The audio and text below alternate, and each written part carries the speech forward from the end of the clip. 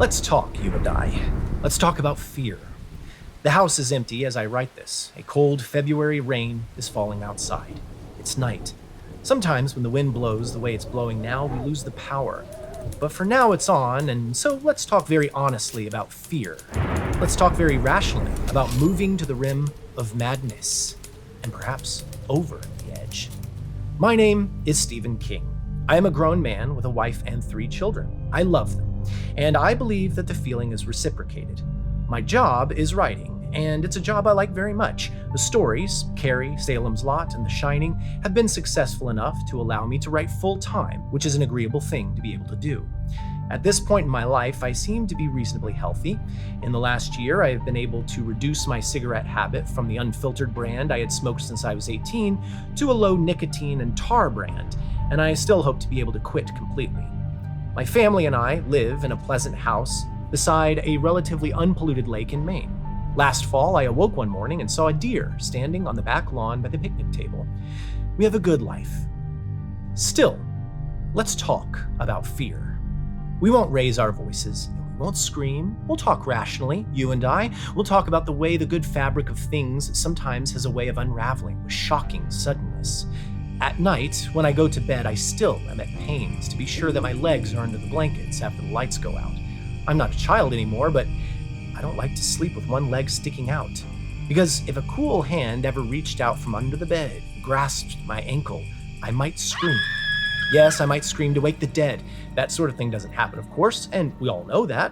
In the stories that follow, you will encounter all manner of night creatures, vampires, demon lovers, a thing that lives in the closet, all sorts of other terrors. None of them are real. The thing under my bed waiting to grab my ankle isn't real. I know that, and I also know that if I'm careful to keep my foot under the covers, it will never be able to grab my ankle. Sometimes I speak before groups of people who are interested in writing or in literature, and before the question and answer period is over, someone always rises and asks this question: why do you choose to write about such gruesome subjects? I usually answer this with another question: why do you assume that I have a choice? Writing is a catch-as-catch-can sort of occupation. All of us seem to come equipped with filters on the floors of our minds, and all the filters have differing sizes and meshes. What catches in my filter may run right through yours. What catches in yours may pass through mine. No sweat. All of us seem to have a built-in obligation to sift through the sludge that gets caught in our respective mind filters, and what we find there usually develops into some sort of sideline. The accountant may also be a photographer. The astronomer may collect coins. The school teacher may do gravestone rubbings in charcoal. The sludge caught in the mind's filter, the stuff that refuses to go through, frequently becomes each person's private obsession. In civilized society, we have an unspoken agreement to call our obsessions hobbies. Sometimes the hobby can become a full-time job. The accountant may discover that he can make enough money to support his family taking pictures. The school teacher may become enough of an expert on grave rubbings to go on the lecture circuit. And there are some professions which begin as hobbies and remain hobbies even after the practitioner is able to earn his living by pursuing his hobby. But because hobby is such a bumpy, common-sounding little word, we also have an unspoken agreement that we will call our professional hobbies the arts. Painting, sculpture, composing, singing, acting, the playing of a musical instrument, writing. Enough books have been written on these 7 subjects alone to sink a fleet of luxury liners. And the only thing we seem to be able to agree upon about them is this: that those who practice these arts honestly would continue to practice them even if they were not paid for their efforts, even if their efforts were criticized or even reviled, even on pain of imprisonment or death. To me, that seems to be a pretty fair definition of obsessional behavior. It applies to the plain hobbies as well as the fancy ones we call the arts. Gun collectors sport bumper stickers reading, "You will take my gun only when you pry my cold dead fingers from it."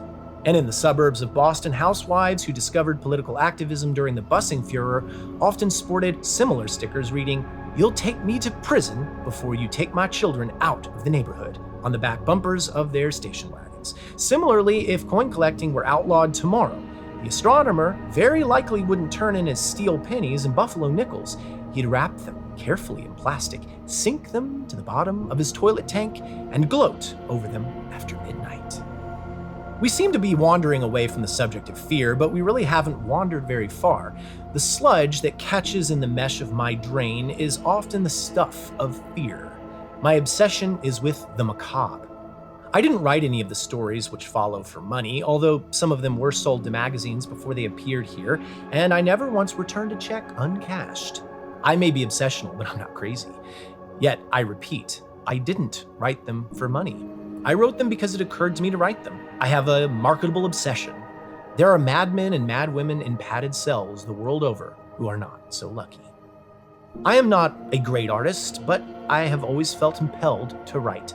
So each day I sift the sludge anew, going through the cast-off bits and pieces of observation, of memory, of speculation, trying to make something out of the stuff that didn't go through the filter and down the drain into the subconscious.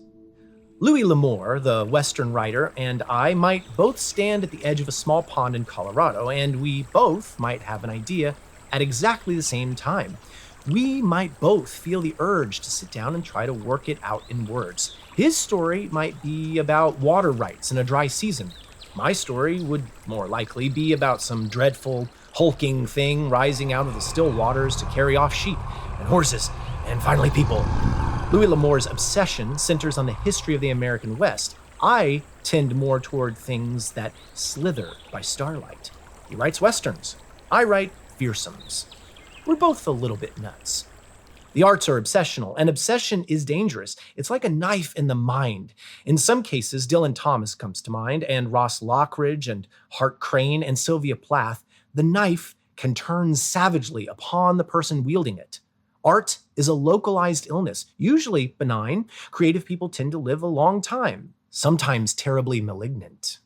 You use the knife carefully because you know it doesn't care who it cuts. And if you are wise, you sift the sludge carefully, because some of that stuff may not be dead. After the why do you write that stuff question has been disposed of, the companion question comes up. Why do people read that stuff? What makes it sell? This question carries a hidden assumption with it, and the assumption is that the story about fear, the story about horror, is an unhealthy taste. People who write me often begin by saying, I suppose you will think I'm strange, but I really liked Salem's Lot, or probably I'm morbid, but I enjoyed every page of The Shining. I think the key to this may lie in a line of movie criticism from Newsweek magazine. The review was of a horror film, not a very good one, and it went something like this. A wonderful movie for people who like to slow down and look at car accidents.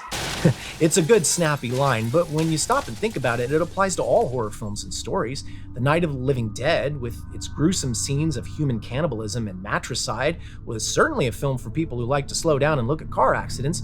And how about that little girl puking pea soup all over the priest in The Exorcist? Bram Stoker's Dracula, often a basis of comparison for the modern horror story, as it should be, it is the first with unabashedly psycho-Freudian overtones, features a maniac named Renfield who gobbles flies, spiders, and finally a bird. He regurgitates the bird, having eaten it feathers and all.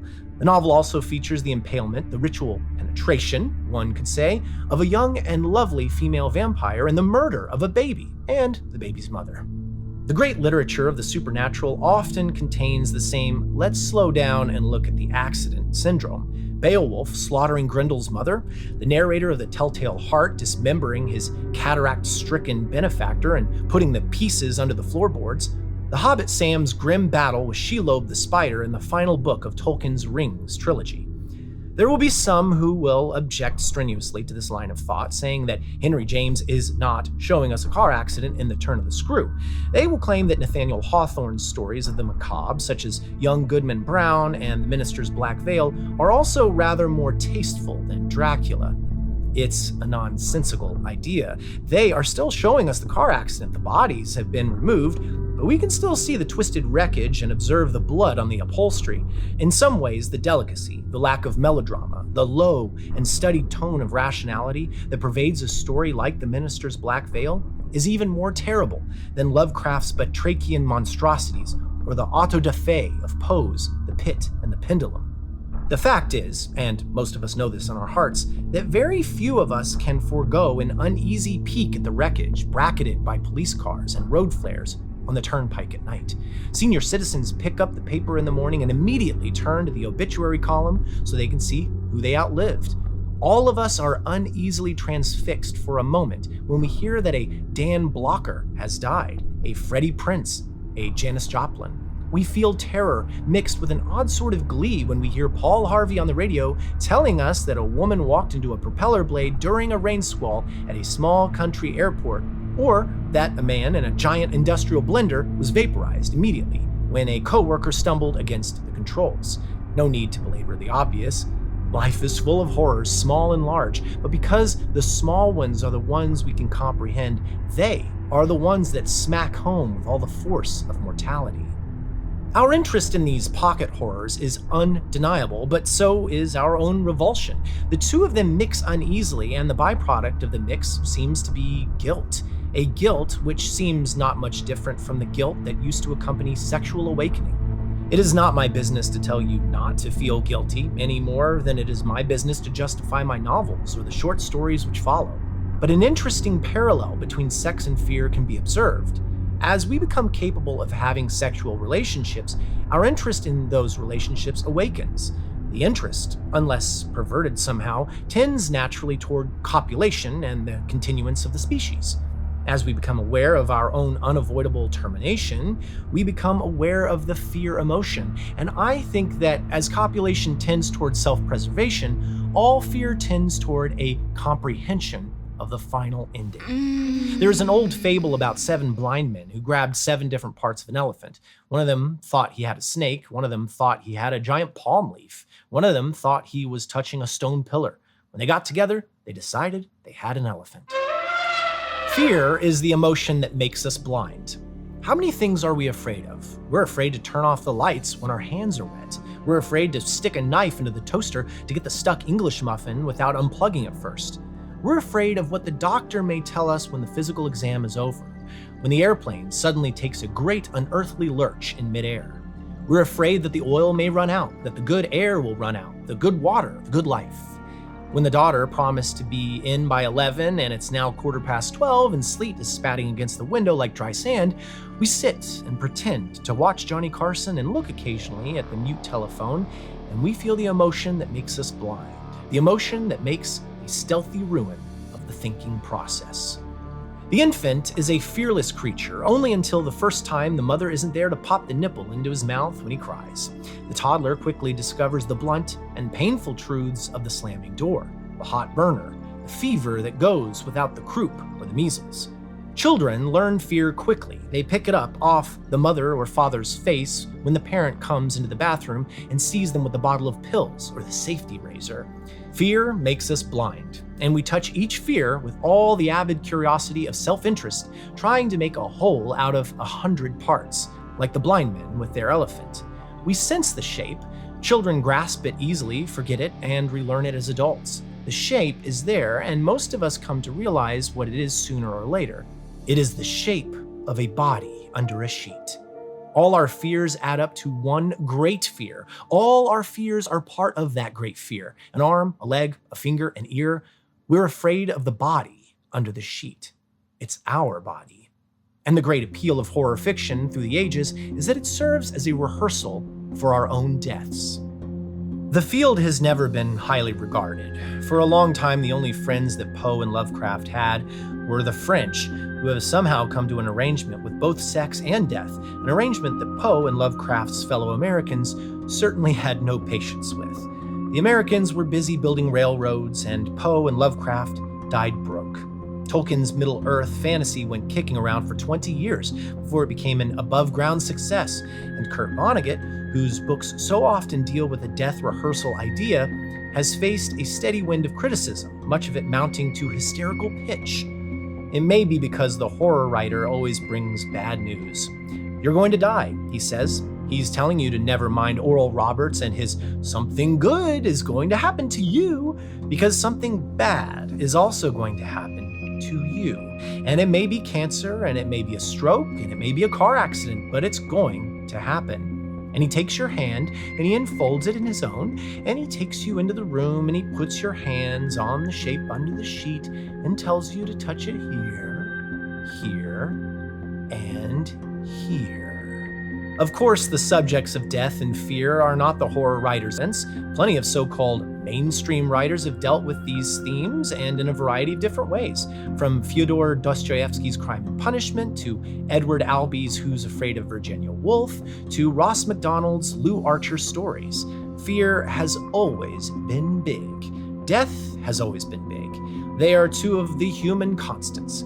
But only the writer of horror and the supernatural gives the reader such an opportunity for total identification and catharsis. Those working in the genre, with even the faintest understanding of what they are doing, know that the entire field of horror and the supernatural is a kind of filter screen between the conscious and the subconscious.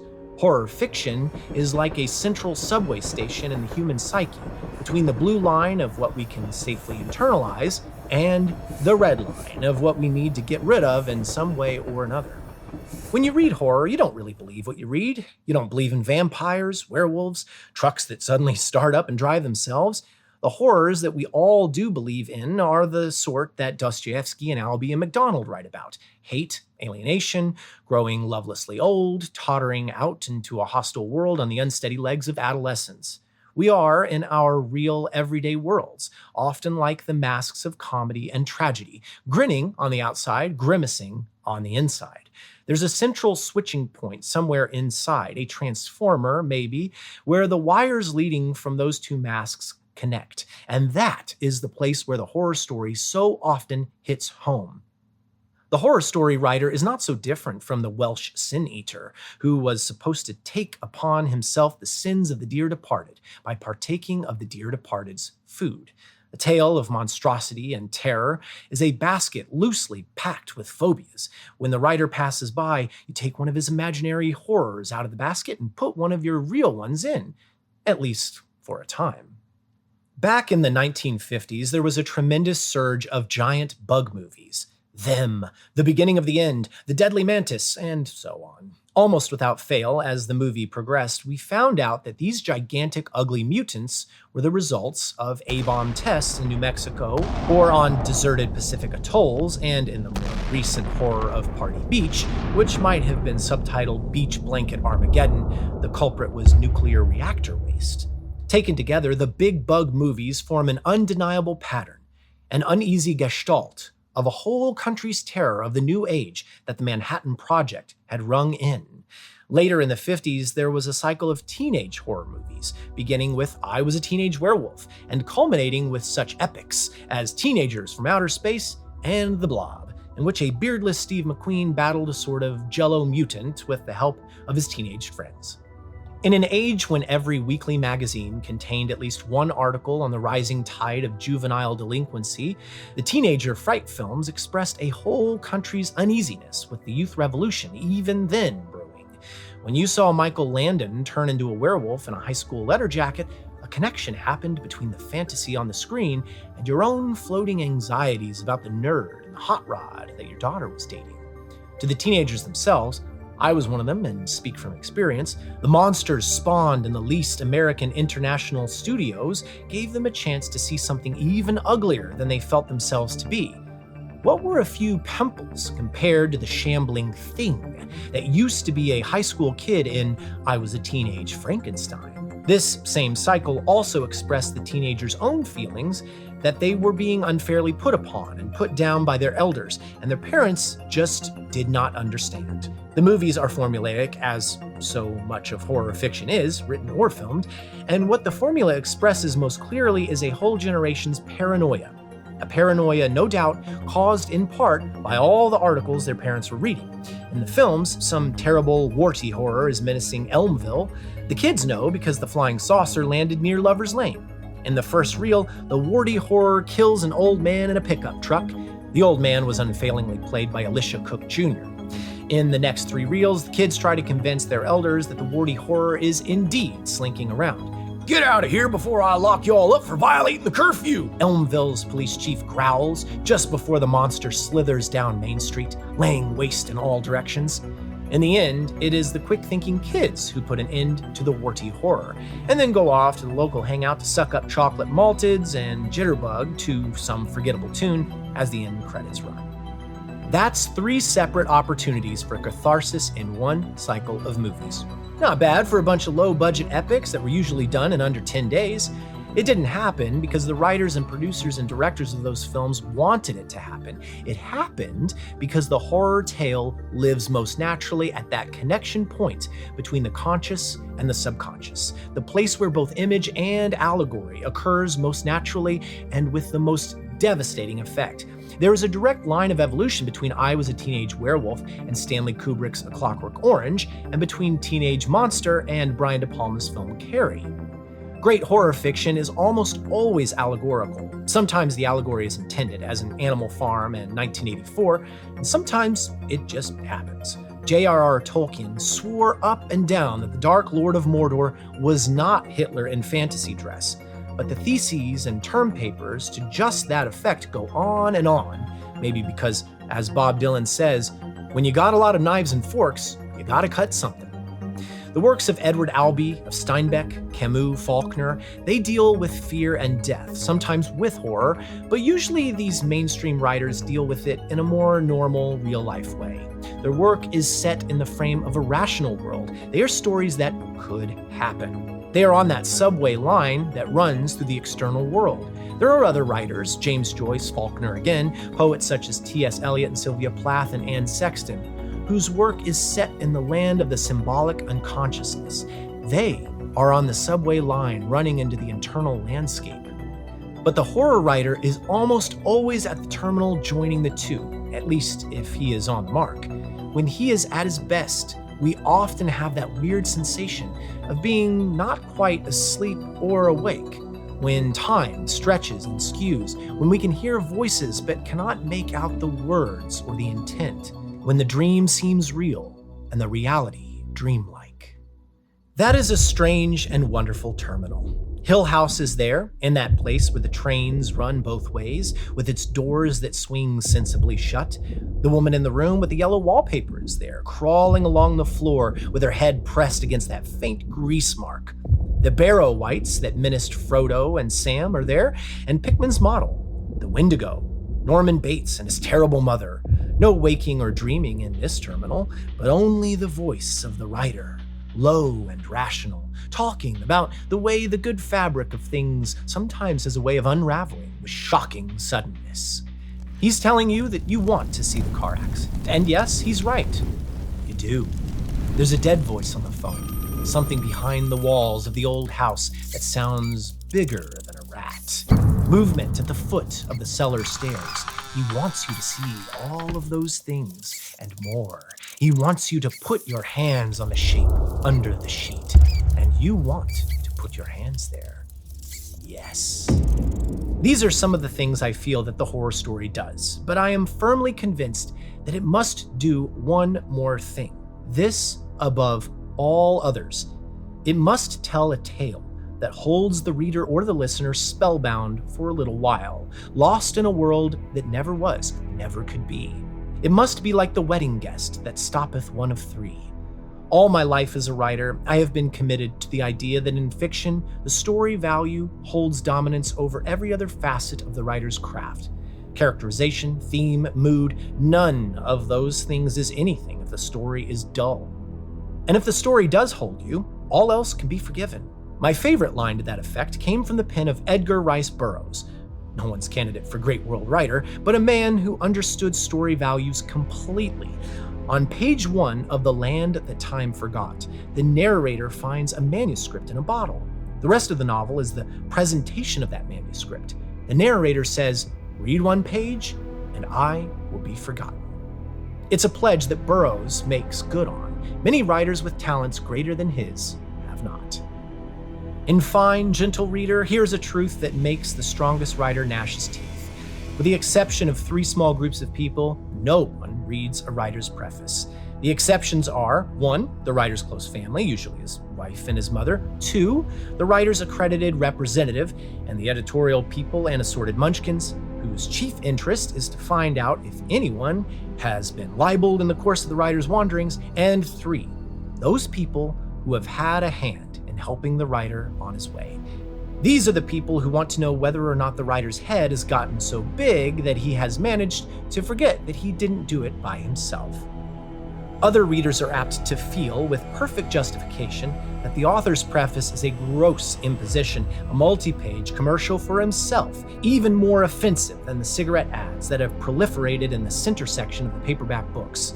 Most readers come to see the show, not to watch the stage manager take bows in front of the footlights, again, with perfect justification.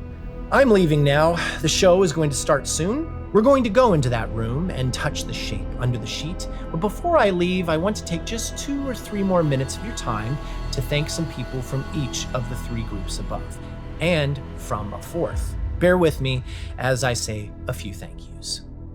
To my wife, Tabitha, my best and most trenchant critic.